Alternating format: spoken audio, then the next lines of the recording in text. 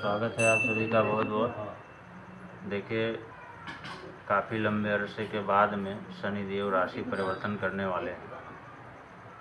और लंबा अरसा क्या होता है, शनिदेव का जो समयावधि है, समय चक्र है, वो 30 महीने का है, 2.5 वर्ष का होता है। आगामी 29 मार्च को शनिदेव राशि परिवर्तित कर जाएंगे। तो जैसा कि मैंने इससे पहले वीडियो में बताया था कि किस राशि को उसका क्या लाभ मिलेगा, कौन सी राशि को अच्छा लाभ मिलेगा, कौन सी राशि को खराब लाभ मिलेगा और किन राशियों के लिए मध्यम रहेगा। तो उसके साथ ही जिस दिन शनि का गोचर मीन राशि में हो रहा है, शनि का जो परिवर्तन है मीन राशि में हो रहा है, उस दिन उसके साथ ही कई सारे ग्रह परिवर्तित होकर के और शनि के साथ गोचर में एक राशि में ही विराजमान हो रहे। यानी अगर देखा जाए तो 6 ग्रहों की युति एक साथ हो रही है। 29 मार्च 2025 को एक साथ 6 ग्रहों की युति हो रही है। तो इसमें अब राशि वाइज किस राशि को क्या फल मिलेगा उसका, ये तो बहुत लंबा हो जाएगा, लंबा विषय हो जाएगा। परंतु जो 6 ग्रहों की युतियाँ हैं, इनमें से बहुतायत जो युतियाँ हैं वो ठीक नहीं हैं। तो यहाँ सभी राशियों के व्यक्तियों को, जैसे मान लिया सूर्य के साथ शनि की युति है, तो सूर्य के साथ शनि की युति है, चूँकि दोनों पिता पुत्र हैं लेकिन विरोधाभास है। तो इसी तरह से जैसे अन्य ग्रहों की भी युतियाँ हैं, तो अगर मान लिया सूर्य के साथ पिता पुत्र का ठहराव हो रहा है, एकत्रीकरण हो रहा है, एक जगह आ रहे हैं, तो जाहिर सी बात है कि सभी राशि के जातकों को लगभग पिता पुत्र के रिश्ते में या पिता से कुछ लाभ लेने में या पिता से कुछ संपत्ति वगैरह अर्जित करने में, इन चीज़ों में दिक्कतें आ सकती हैं और इन चीज़ों में लाभ भी हो सकता है। दोनों बातें। इसी तरह से विष योग बन रहा है, शनि के साथ चंद्रमा की युति हो रही है, तो विष योग भी काफ़ी जो है अशुभ योग माना गया है। मानसिक संतुलन आदमी खो देता है, नकारात्मक चीज़ों की तरफ ध्यान केंद्रित होने लगता है,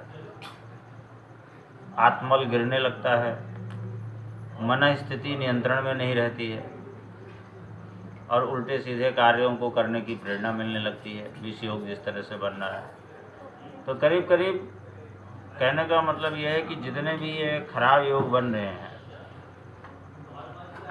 जैसे शनि के साथ राहु का पिशाच योग बन रहा है। अब पिशाच योग जिस तरह से जिस योग का जो नाम होगा उस तरह से उसका गुण भी होता है, नामानुरूप गुण होता है। तो पिशाच योग बन रहा है तो लोगों के अंदर उस प्रवृत्ति का विकास होगा, उनकी जो क्रियाएं हैं प्रतिकूल हो जाएंगी,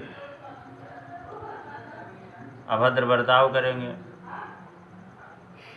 और नाना प्रकार के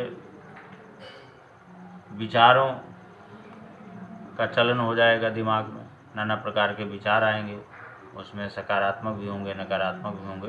तो इस तरह से कहने का भाव ये है कि करीब करीब, ये विस्तार में बताना तो बहुत असंभव है, लेकिन करीब करीब सभी राशि के जातकों के लिए इसका फर्क ज़रूर पड़ेगा। सभी राशियों पे जहाँ भी शनि के साथ जिन ग्रहों की भी युति हो रही है और वैसा जो योग बन रहा है, अगर अच्छा योग बन रहा है तो अच्छा फल देगा और ख़राब योग बन रहा है तो वो खराब फल देगा। लेकिन ये योग कितने दिन तक रहेंगे ऐसा कुछ नहीं है, इसमें कोई विशेष घबराने वाली कोई ऐसी बात नहीं है, हताश होने वाली कोई बात नहीं, क्योंकि प्रत्येक ग्रह की अपनी समयावधि होती है। तो जैसे मान लिया शनि के साथ सूर्य जो है 1 मास तक संचार करेंगे, तो वहाँ पिता पुत्र के साथ वैमनस्यता या इस तरह की चीज़ें जिन राशियों के जातकों को होनी होंगी, उसको एक महीने तक उस चीज़ को फेस करना पड़ेगा, उस चीज़ से रूबरू होना पड़ेगा। इसी तरह अगर शुक्र की बात देखी जाए तो भी महीना 1.5 महीना की अवधि रहती है। ज़्यादा दिन उसकी युति नहीं रहेगी।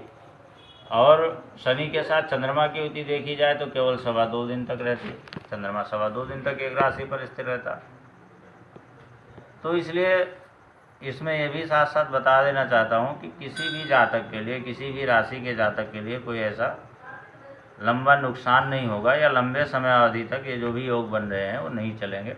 लेकिन बावजूद इसके 29 मार्च 2025 को जिस समय शनि कुंभ राशि में मीन राशि में गोचर करेंगे उस समय 6 ग्रहों की युतियाँ होंगी और वो 6 ग्रहों की युतियाँ लगभग सभी राशि के जातकों को जो जिस तरह का योग बना रही हैं उस तरह का परिणाम अवश्य देंगी। तो कदाचित कोई ऐसी बात हो तो उसमें एकदम नियंत्रण ना खोएं और सावधान रहें। और अगर किसी को जिज्ञासा हो कि इस विषय में क्या करना चाहिए, किस तरह का प्रभाव रहेगा, तो वो विस्तृत जानकारी हमारे द्वारा दिए गए नंबरों से प्राप्त कर सकता है। बहुत बहुत धन्यवाद।